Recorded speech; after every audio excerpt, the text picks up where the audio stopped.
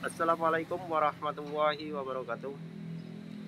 Anak-anakku sekalian semuanya, di kesempatan pagi ini kita akan belajar akidah akhlak dengan tema eh, bersihkan hati dengan memohon ampunan. Ya, bersihkan hati atau di lain kata kalimat thayyibah istighfar. Kalimat thayyibah istighfar. Di dalam pertemuan ini kompetensi dasarnya adalah kompetensi dasarnya dari pembelajaran ini yang pertama, kompetensi dasar pengetahuannya memahami makna dan ketentuan istighfar. Keterampilannya mengemukakan arti dan hikmah istighfar. Kalau mengemukakan, mengkomunikasikan, artinya nanti kalian bercerita seperti halnya otomatis nanti membuat video. Kalau di dalam pembelajaran di kelas kalian maju satu-satu, ya. Setelah belajar dari materi ini, kalimat istighfar, ya, kalimat istighfar, ya. Setelah belajar kalimat istighfar ini, kalian diharapkan yang pertama mengerti, dapat menjelaskan ketentuan kalimat istighfar dengan benar. Ketentuan ini dimaksudkan kalian harus bisa mengerti makna dan arti dan sebagainya. Ya. Keduanya dapat menjelaskan kapan kalimat istighfar itu diucapkan. Dapat menjelaskan juga hikmah mengucapkan istighfar. Selanjutnya, apa itu? Ya, peta konsepnya kalau di dalam buku ini luasnya pengertian dan rendah hati dan maaf, ya. Sekarang istighfar. Istighfar itu lafalnya astaghfirullahaladzim. Astaghfirullahaladzim. Istighfar adalah tindakan meminta maaf kepada orang lain. Minta maaf, mohon maaf kepada orang lain, kepada Allah, kepada manusia, ya. Itu istighfar. Kalau kesalahannya kepada sesama manusia, minta maaf kepada manusia. Kalau kesalahannya kepada Allah, minta maaf kepada Allah. Kalimat istighfar itu artinya astaghfirullahaladzim. Itu kalimatnya, artinya aku memohon ampun kepada Allah yang Maha Agung. Itu artinya, ya. Kalimat ini sering kita ucapkan ketika kita terjadi kesalahan kepada Allah, minta ampunan kepada Allah, ya.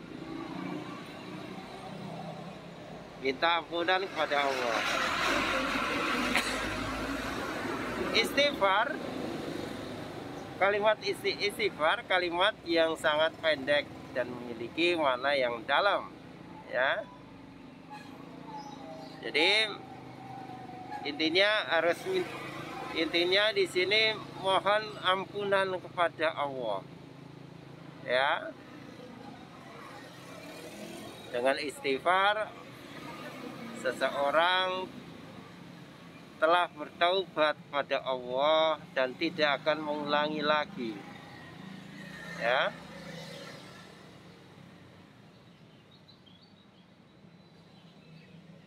Terus luasnya lautan ampunan Allah. Ampunan Allah itu maha luas.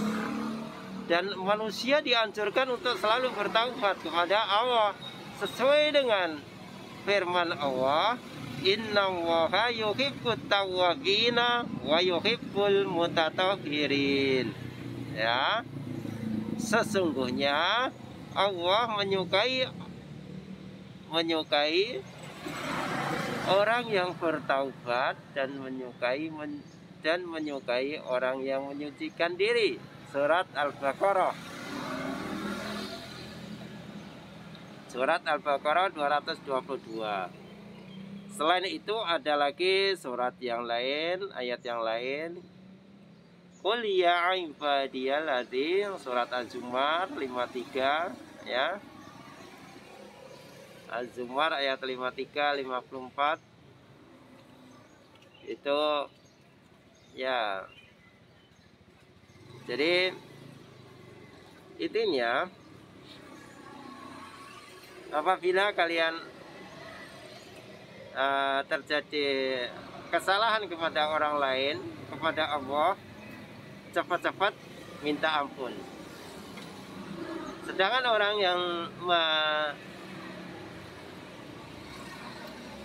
yang meminta ampun, ya, yang dimintai ampun itu lebih yang cepat juga harus memberikan ampunan, karena Allah aja memberikan ampunan kepada setiap hambanya yang meminta ampun.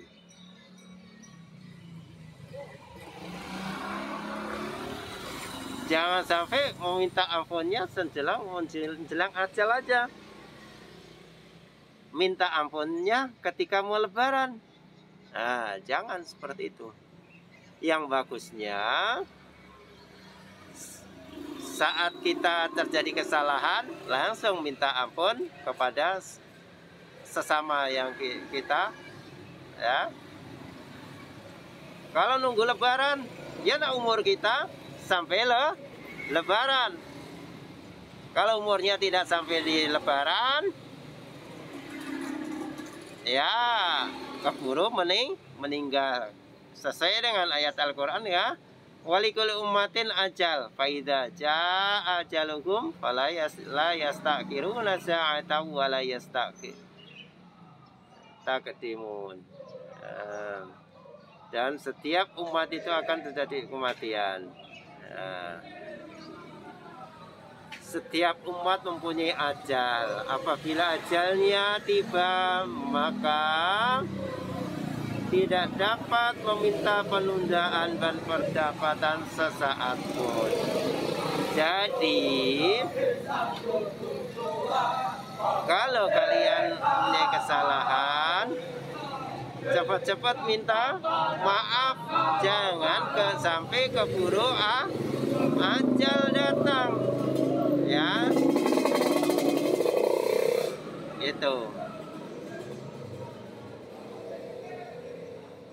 Jangan sampai keburu ajal datang. Sama tadi yang Pak Adan ucapkan, jangan menunggu lebaran datang bersilaturahim minta maaf. Ya, sama dengan setiap ketemu, mau ketemu orang salaman, berjabat tangan. Mau berpisah saling minta memaafkan, ya, apabila salah kata dalam pergaulan. Itu. Sekarang hikmahnya, ya, bagaimana cara kita mohon ampun dan meminta maaf? Jika kesalahannya kepada Allah, hendaknya memperbanyak membaca istighfar dan tidak akan mengulangi lagi, atau yang dinamakannya taubatan nasuha. Taubatan nasuha, tidak mengulangi segala kesalahan dan keburukannya. Kedua, jika kesalahannya sesama manusia, sesama manusia hendaknya membaca istighfar dan bertemu kepada manusia tersebut dan meminta maaf secara langsung, ya. Jangan pakai perantara orang lain, ya. Minta maaf secara langsung apabila kesalahannya sesama manusia, ya. Hikmah membaca istighfar diantaranya: 1, hati menjadi tenang. 2, diampuni dosa-dosanya. 3, diberikan kelapangan rezeki. Selalu memiliki sikap rendah hati dan tidak sombong, ya. Sini rendah hati dan tawad, ya. Rendah hati dan pemaaf. Rendah hati dan pemaaf. Rendah hati itu tidak sombong, pemaaf itu saling mudah memaafkan, ya. Tawadhu, sikap kemampuan diri. Di pelajaran di kelas sebelumnya, kelas 2, kalian sudah pernah menerima, yaitu rendah hati itu tidak sombong, ya. Walaupun anak orang kaya, ya, tetap rendah hati. Seperti dicontohkan baginda Nabi Muhammad, ya, apabila celananya sobek, ya, menjahit sendiri. Pilihan ada beberapa ciri orang yang mempunyai sikap dan rendah hati. Yang pertama, tidak suka, tidak berambisi menjadi orang terkenal, menjunjung tinggi kebenaran, tidak segan dan malu bergaul dengan fakir miskin, tidak malu-malu, ya. Ringan tangan dalam membantu, tidak merasa berat berterima kasih atas kebaikan orang lain, ya, seperti gambar ini, ya. Demikian anak-anak, sebelum Pak Adam tutup, ya, di pembelajaran ini, penjelasan Pak Adam, tetap semangat belajar, dan Pak Adam beritahukan kalian harus banyak membaca dari berbagai buku yang berkaitan dengan ini, ya. Bisa minimal dari buku ini. Kalau Pak Adam pribadi menggunakan ada 2 buku. Yang pertama dari buku digital ini, keduanya ada dari buku dari penerbit Tiga Serangke, ada penerbit dari Yudhistira, ya. Dipadukan. Untuk sementara pakai buku ini kalian yang pegang, ya. Nanti sampai di sini. Apabila ada penjelasan yang kurang benar, kurang paham, silahkan tanya melalui chat, ya. Keadaan tutup. Wassalamualaikum warahmatullahi wabarakatuh. Sampai bertemu di pertemuan berikutnya. Ilal liqa, ma'assalamah.